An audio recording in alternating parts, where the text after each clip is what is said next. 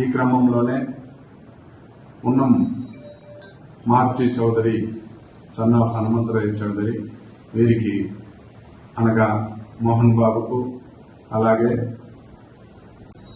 మీసేవా బాబుకు అప్పుడప్పుడు ఫోన్లు చేసి వారి దగ్గర నుంచి వారిని లోపరుచుకొని వారి దగ్గర నుంచి ఈ స్టాంపు పేపర్లను కూడా తీసుకోవడం జరిగిందని తెలిపినారు.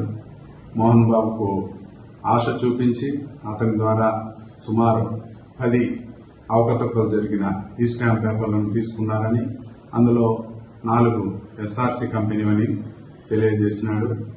మోహన్ బాబు కూడా ఈ కుంభకోణంలో ఎస్ఆర్సి కంపెనీకి ఎలాంటి సంబంధం లేదని, వారైతే ఖచ్చితంగా డబ్బులు కట్టినారని తెలపడం జరిగింది.